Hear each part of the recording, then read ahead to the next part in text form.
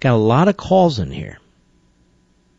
People who are experts on IT, on this whole area of hard drives and protecting material, and they are not buying this line that the hard drive Lois Lerner's or somebody's crashed, and we've lost 2 years of Lois Lerner's emails. They ain't buying it. And I'm not either. I want you to hear from some of these people, okay? Let's start with Pat in Philadelphia, the great WNTP. Are you buying this, Pat? Not for a minute, Mark. How are you, my brother? Fighting the good fight? All right. Yeah, thank you, sir. Okay. When you send an email to a government server, everything is mirrored. So even if the hard drive crashes, the mirror takes over. A geek comes along and just pulls out the old bad hard drive, puts in a new one, and nobody loses anything. Depending on what the federal government does, every 4 hours, every 8 hours, or 12 hours, whatever, they'll have a data dump to a master server where it's compartmentalized and archived. So you would need someone with administrative access in multiple departments to go track all this down, knows where it's at, and then delete it. Now, you might get a hiccup for 1 day and maybe a partial email, but for 2 years, that's fraud. Mm-hmm. So there's no main database system that if it crashes, you're going to lose 2 years worth of. And by the way, the 2 years worth of the 2 years worth the investigators want to see. Right. That's not probable, unless we got attacked by an EMP, and I was unaware of that. And an EMP, for people who don't know, could come from a nuclear attack. It could come from a sunburst, which would wipe out our electrical system. But we'd all feel that, not just one computer. Everyone would have got that, right. So, it's not happening, Mark. It's a total fiction. And if they were using third-party servers like Comcast or Verizon or whatever, they'll have it too. They were using Gmail, Google Mail, to do government work on there, and I'm pretty sure they have some of that too. So that's it, my brother. Pat, very, very fine. I appreciate that. Let's hear some more experts. Let us go to Derek, Kansas City, Missouri, the great KCMO. Go. Mark, it's an honor to talk to you. First-time caller, long-time listener. Thank you. I work in one of the largest law firms here in the city. I don't want to say which one because... All right. My responsibility is to initiate collection of email for discovery, okay? Mm-hmm. That's what we do day in, day out. And to think that the federal government could lose 2 years' worth of email is almost an impossibility.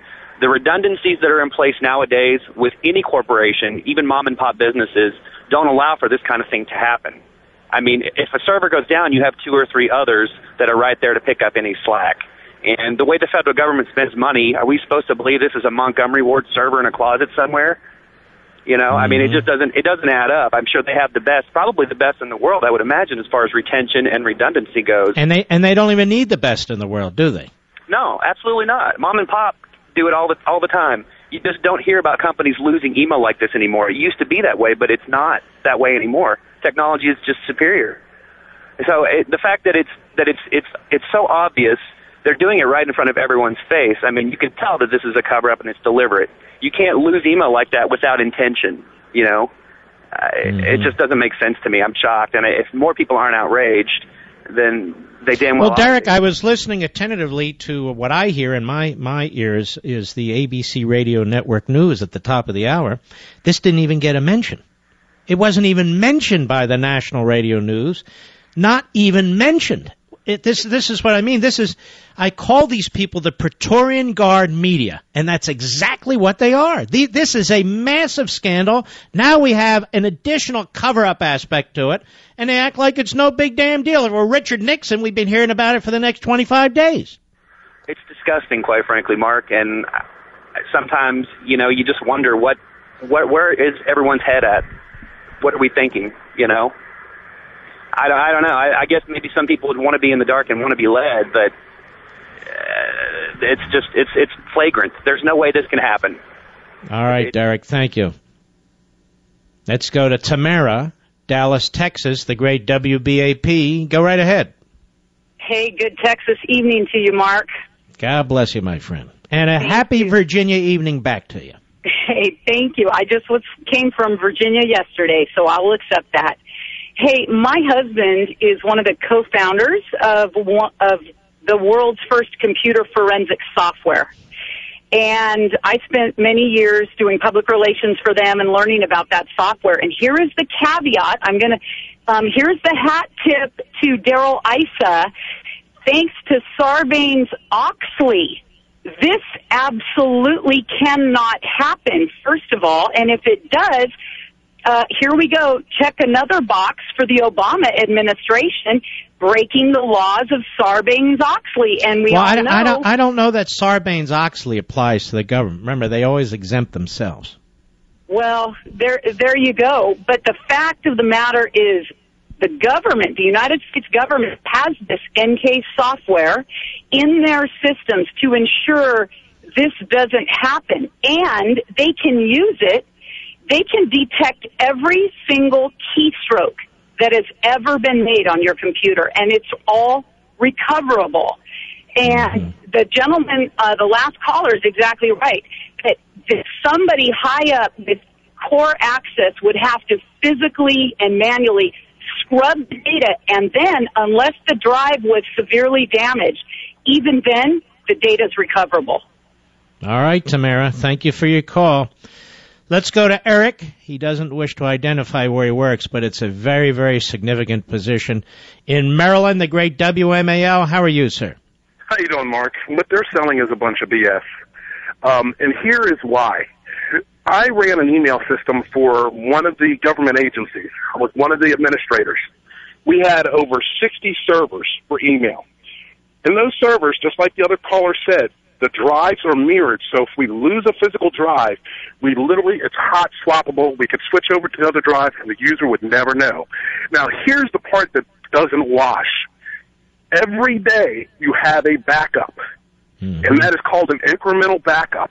So when a file changes, it hits that incremental backup tape. Every week, you pull a gold backup. That gold backup goes off-site to a place like Iron Mountain, where basically it's EMP-proof and disaster-proof. So if we lose the building due to an attack like what happened in Oklahoma, you can go back to those tapes, and you might be maybe a week old. So basically, and they're kept in increments, so then you have one for a month, then one for a quarter.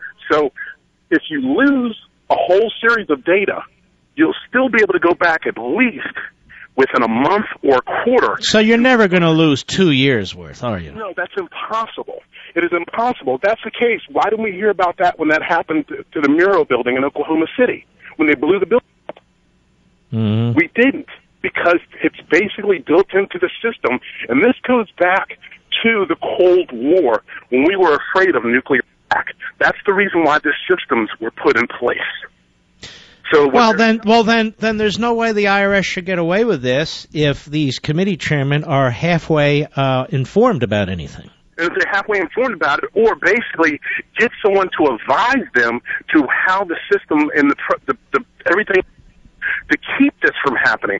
So right now they're selling them a bunch of stuff, and hopefully people are listening to this, they do not buy it, because it cannot happen unless someone physically goes in and literally, this is the equivalent of the missing minutes in the Watergate tapes.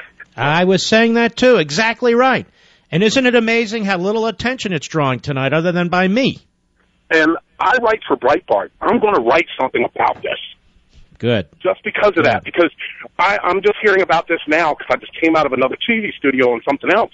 And I'm floored over this, and this is basically getting traction. This can't get traction. This is the... Well, what's your full name? If you write for Breitbart, are we allowed to know? Eric Carey, C-A-R-Y. Very good. All right, Eric, go get him. All right, my friend. We're getting experts on this pouring through the phone lines who are saying there's no way the IRS, a hard drive could crash and there's not a backup system. In fact, multiple backup systems. No way.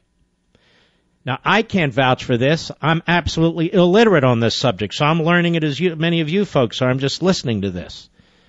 But we're going to listen to a little bit more of it, too, because I want to hear more. We're going to try and get to the bottom of this. Tom, Alexandria, the great WMAL. Go. Yeah, just wanted to back up what your previous caller had said. Having been in the government a long time, there's backup to backup to backup. There is no, it's kind of funny how that anytime the government wants something to track down an underling, some low-level person, they can find it, whether it's going after a leaker or whatever. They can always find their man or their woman there. But all of a sudden, with the leadership, it's just case after case. Sorry. No, this couldn't be done unless it was done purposefully, which means there was a crime committed. But then again, this is so typical. We've been watching for years. It's off that subject, but I can tell you, at all levels of government, this is going on. I remember in the Columbine incident, lawsuits brought by families against the sheriff's department for their utter incompetency. And I just happened to be on duty over there in Denver, and I was surprised to read it in the Denver Post, that right on the front page, back around 2004, that, documents that were being requested, demanded by the suing families, that just happened to get shredded accidentally, and the whole case was dropped in court. That was not accident. It was shredded up. But you see how this happens? And the problem is the voters allow the people who presided over this to go right back into office. Instead of cleaning house when it happens, they just shrug their shoulders and re-elect them again. It's a voter's fault. Unfortunately, people like you and me and others who realize that this is not acceptable, we're stuck because of the lazy masses that allow it to continue. All right, my friend. But our buddy Andy McCarthy had a point, a very important point, National View Online, and that point is, all you folks who are dealing with the IRS, some of you are litigating against the IRS. Well, now, how can you be sure that the IRS is producing all the information that they're required to produce during discovery? That hard drive, or those hard drives that crashed, may have had information on them that you needed. You see, make sure, talking as a litigator, make sure your lawyers, if they go into court, they say to the court, now, wait a minute, we need to know which hard drives crashed. And we need some representation. That information that were on those hard drives or that hard drive wasn't information that belonged to my client, that my client has to have. You see, the proof shifts to them. The word is spoliation. Repeat after me. Spoliation. I'll be right back.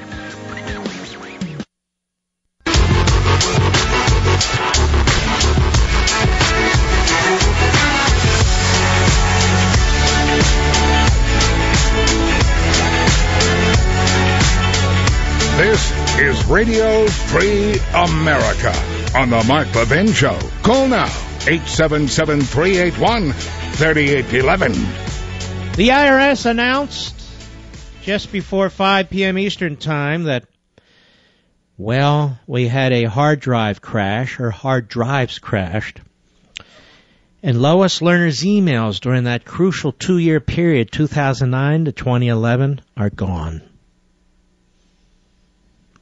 We're very sorry. We worked very hard. We've done everything we can, but they're gone. Now, by chance, if we should somehow recover them, it'll take years. Yes, it'll take years. And this hasn't even attracted interest in any of the national news media. So I'll stay on it. And I don't believe this for 2 seconds. I don't believe anything innocent happened. No way. A couple more calls on this in terms of experts. Then I want to move on and we can link all these things together. Let us go to Richard, Paris, Texas, the great WBAP. Go. Yeah, I worked at a computer company in Vegas, and we did a lot of stuff with the EPA. They bring in their hard drives when they crash. We would take them out and send them to a company called OnTrack in California. I don't know if they're still in business or not. OnTrack? OnTrack is what it was called. And they would go in and physically get the data off the plates inside the hard drive. They would take the hard drive apart into a clean room and recover the data. This is By the way, you know the FBI does this stuff too. Yeah, well, what about all the child, pedophiles and stuff? They have child porn on their computer. But even the financial crimes and so forth and so on, they don't just somebody, my hard drive crashed, what was me? And they say, okay, turn it over. Yeah, that's And then right. they do the forensic work and do whatever the technology requires to try and go back through it and pull the information out. But you also hear other callers telling us that there are multiple backup systems in these government computer systems as well as in the private sector, and they should be in other places. Yeah, just like a RAID system or the mirror system that they're talking about.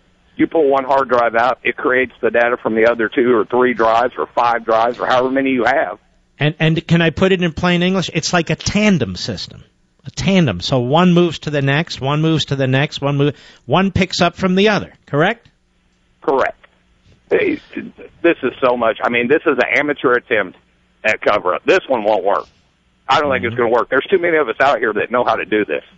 Well, we're about to find out, aren't we, Richard? Yeah, I agree with you. Take care. God bless you, man. You too. Thank you. To a man and woman, people with expertise in this area, they're not buying this for 2 seconds. Couple more, then we need to move along. Juan, Orlando, Florida, the great WDBO country. How are you, sir? Good afternoon, sir. How are you doing today? I'm good. Same to you. Thank you, sir. Sir, one thing. Even though we were still in 1990 and the government was using Commodore computers, the people that she sent the emails to, they will still have them on the servers on the buildings that those people receive the emails. Now. All right, Juan, wait there. Hold on. I'm going to let you go. That's a very, very important point. So if the IRS says, look, we have this antiquated technology, and so you're saying, wait a minute. Whomever you've sent that to doesn't have antiquated technology.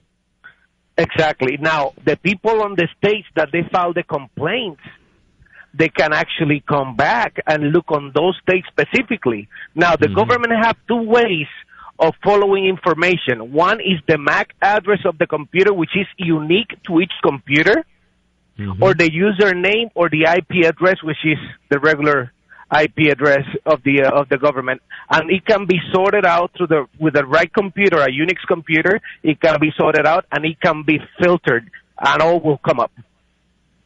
All right, my friend. Believe me, this is way over my head, but I'm following this as a matter of logic. Thank you, Juan. I appreciate it. Seems to me if Congress wants to get to the bottom of this, Congress can, but they better get their hands on this hard drive or those hard drives as fast as possible, because there are ways to destroy these hard drives. Now, that said, you've heard them talk about it doesn't just go poof automatically on Friday afternoon.